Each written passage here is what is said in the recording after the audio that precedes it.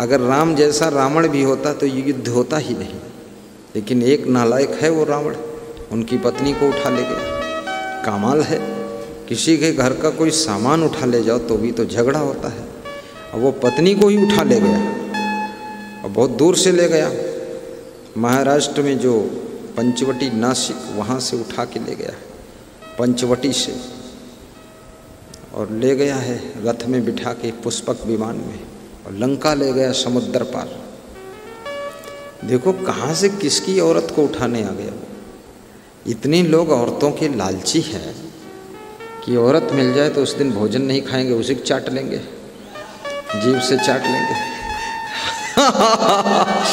और औरत में सुख कौन है, कौन सुख है?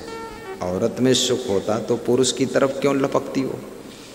और कितनी औरतें ऐसी हैं जो भूखी प्यासी ना मालूम कैसे छिनरा बेबिचारी पुरुषों के साथ में भागती हैं, गठरी ले ले अल्लड़ बल्लड़ भाग रही हैं।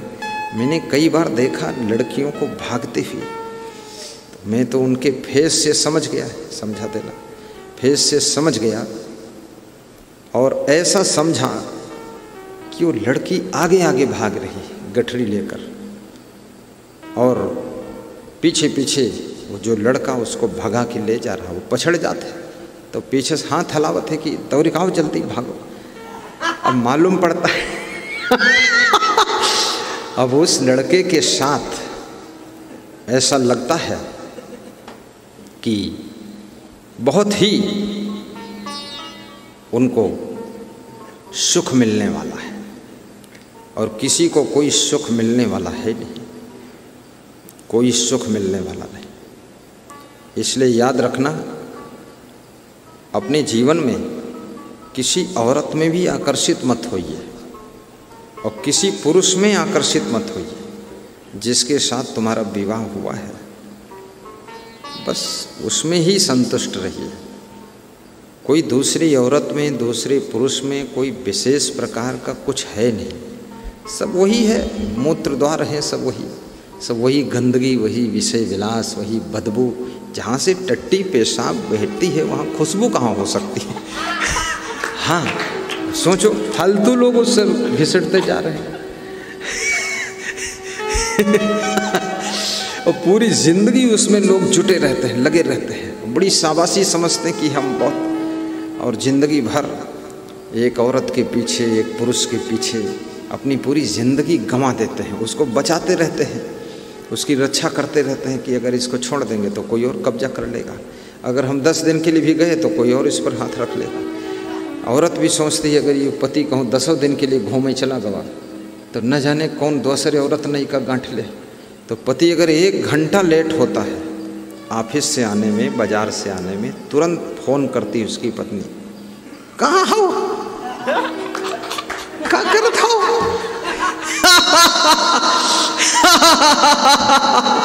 अब उसको डर सता रहा है कि, क्योंकि जानती है अपने पति को कि कितना चंचल है, बंदर है, नालायक भालू, वहाँ बाजार गया है, देर किया है, तो इसका मतलब कोई और औरत के यार मुँह तो नहीं देखत है, कोई दूसरी औरत हम फंस तो नहीं गवा जो के घर गवा हो। 1 किलो आलू अपने घर के लिए खरीद, 2 किलो टमाटर दूसरे घर में दे, तो तुरंत फ़ोन करती है और हिसाब लेती है, इतनी देर कैसे बाजार में लगी, इतना टाइम क्यों लगा, कहाँ थे, क्या कर रहे थे। तो पति बड़ी मुश्किल में पड़ता है कि पूरी जिंदगी बिक गई इसके हाथ, 1-1 मिनट का हिसाब ले रही है, तो हिसाब वो इसलिए ले रही कहीं दूसरे के साथ हिसाब किताब ना शुरू कर दी है, वो भी असमंजस में है। कितनी स्त्रियां इसलिए बहुत टेंशन में हैं, अपने पति को बचाने की टेंशन में उनकी नींद हराम हो गई पति को बचाने के चक्कर में।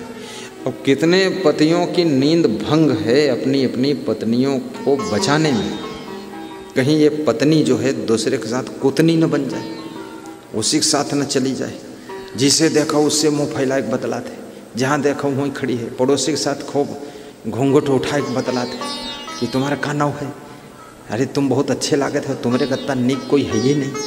तो वो कहते हैं हाँ हाँ ठीक है, हम नीक हन, तुम हो नीक लगती हो, कहीं बस ठीक है, नीक हम नीक, अब कोई नहीं रहे फीक, अब चालू हो गई नई लीक।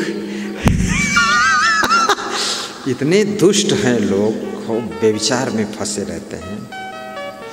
एक औरत में फंसे तो बहुत दुख भोगा है, अब दूसरी में फिर फंसे जा रहे हैं, तीसरी में फंसे जा रहे हैं, जहाँ जात हुए फंस जाते हैं। एक पुरुष में फंसे जिसके साथ शादी करें तो वहाँ तो दुर्दशा हो गई।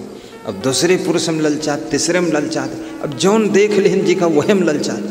बहुत बुद्धू लोग हैं, कितना दिमाग फेल है। कितने लोग तो साधु हैं देखिए वो हम ललचा जाते हैं कि ये साधुए अगर ये साधुआई छोड़ दे तो योग थोड़े दिन पति बना लेते हैं, कुछ नहीं तो 10 ही दिन के लिए बन जाते हो, ठीक है। इतने नालायक लोग हैं, साधु भी बिगाड़ देंगे, गुरु बिगाड़ देंगे, भगवान को बिगाड़ देंगे। देखो ना वो सुपर्णखा भगवान राम को देखकर ललचा गई, भगवान को बिगाड़ देती, भगवान को गड़बड़ा देंगे लोग। अब भगवान सावधान थे तो बच गए, नहीं तो वो भी बेविचारी हो जाते, तब उनकी पूजा थोड़ा होती ना। फिर तो वही हाल जैसा रावण वैसे राम, वो ले गया सीता को, ये ले आए सुपर्णखा को, बदली बदला होगा, ठीक है तुम उनकी बहन ले लो, तुम्हारी पत्नी ले लेना, अपन सुखी रहो जाओ। लेकिन नहीं, भगवान राम ने कंट्रोल किया अपने को, आकर्षित नहीं हुए, कहीं आकर्षित होना ही नहीं चाहिए। और ये तुमको ज्ञान, गुरु का ज्ञान, वैराग्य का प्रभाव और विवेक ही बचा सकता है, अन्यथा तुम बचोगे नहीं, बिल्कुल नहीं बचोगे। बचा कौन है? डीएम, एसडीएम, मुख्यमंत्री, प्रधानमंत्री सारे उसी में घसीट जाते हैं। हाँ, विषय वासना कोई साधारण आकर्षण है ये। बड़े बड़े बुद्धिमान घुटने टेक देते, नाक रगड़ने लग जाते हैं। लेकिन भक्ति ही आपको बचाएगी, वैराग्य आ जाएगा आपके अंदर जाओ। और गृहस्थ के अंदर भी वैराग्य होना चाहिए। वैराग्य अगर नहीं होगा आपके अंदर तो आप ठीक से गृहस्थ भी नहीं रह पाएंगे, भ्रष्ट हो जाएंगे, फिर रावण बनेंगे, सुपर्णखा बनेंगे, आप बेविचारी बनेंगे, छिनरे बनेंगे। वैराग्य होना चाहिए कि अपनी नारी के अलावा दूसरी नारी में मोहित नहीं होना है, अपने पुरुष के अलावा दूसरे पुरुष में मोहित नहीं होना। आपका पति अगर मर गया है, यदि आपने दूसरा विवाह किया तो दूसरे के साथ प्रेम से रहो, वहीं पर अपना मन लगा लो। दूसरा विवाह करना गलत नहीं है, पति नहीं है तो दूसरा कर सकते हैं। अब जिंदगी लंबी है, इतना त्याग वैराग्य से आप नहीं रह पाएंगे और आपके जीवन का यापन कैसे चलेगा। आप लेडीज़ हैं, करना चाहती हैं, या आप जेंट हैं, करना चाहते हैं, दूसरा भी कर सकते हैं, लेकिन उसमें स्थिर हो जाओ, चंचल ना हो। और दूसरा विवाह करो, फिर भी उस पत्नी को प्रेम से रखो। मारपीट करना, लड़ाई करना, उसको गाली देना, पहले विषय भोगों में आसक्त होना, आकर्षित होना, उससे याराना करना और फिर उसको कहना कि तुम्हारे जैसा कोई नहीं है, फिर 10 दिन के बाद, 10 साल के बाद कहना तुम्हारे जैसा दुष्ट कोई नहीं है, उसके लिए कहना कि तुम्हारे लिए हम जान दे देंगे, फिर 10 साल बाद कहना अब तुम्हारी जान हम ले लेंगे। तो ये मूर्खता की बात है, थोड़ा समझदारी से काम करो। प्रवचन सुनो तो सही, तुम्हारे खोपड़ी का कचगूदड़ निकाल दूंगा मैं। हाँ, ये सब कितने पुरुषों ने स्त्रियों को बहुत तंग किया है, स्त्रियों की इतनी बेइज्जती किया है, इतना अपमान किया है, इतना दुख दिया है कि वो बेचारी रोती रहती हैं, दुखी रहती हैं, परेशान रहती हैं, पीड़ित रहती हैं, तकलीफ़ उठाती हैं। बड़ा सहारा पकड़ा था कि मेरे पति नहीं रह गए, चलो देवर के साथ विवाह कर लेते हैं। देवर ने स्वीकार भी कर लिया कि चलो ठीक है।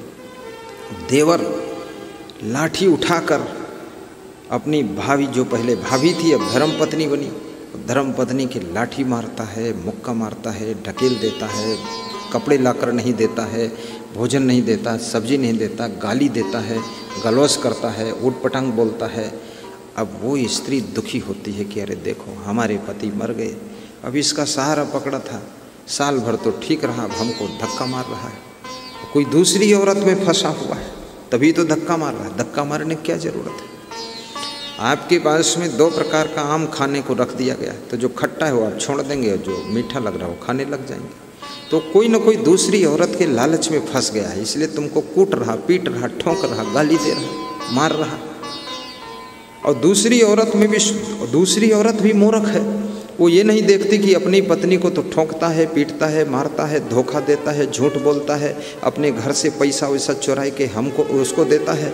तो ये जब अपनी पत्नी का नहीं हुआ तो ये दूसरी की पत्नी का क्या होगा, दूसरी की औरत का क्या होगा। ये तो बहुत नालायक है, ये कैसे उनका होगा। कभी नहीं हो सकता उनका। तो विवेक करो इसका और कहीं आकर्षित मत हो। और यदि बिना पत्नी के रह सकते हो, बिना औरत के रह सकते हो और बिना पति के रह सकते हो, तो अकेला जीवन सबसे सुखद है। बिल्कुल विषय भोग करो ही मत। 2-4 साल अभ्यास कर लोगे उसका याद ही नहीं आएगा। जैसे जो बीड़ी नहीं पीता है उसको बीड़ी की कभी याद ही नहीं आती, कुछ नहीं। उसको ये भी पता नहीं कि बीड़ी कितनी कंपनी की है और बीड़ी कौन बनाता, छोटा बालक, बड़ा बालक, भैंसा बालक, और कौन छोटा खरगोश, मोटा खरगोश, खरगोश छाप बीड़ी, चंदू छाप बीड़ी, उल्लू छाप बीड़ी, वो पता ही नहीं चलता उसको कौन बीड़ी। मूर्खता में पड़ता ही नहीं, सब बवाल फालतू बकवास। तो मैं तो यही आपसे निवेदन करूँगा कि इस बकवास में मत पड़ो।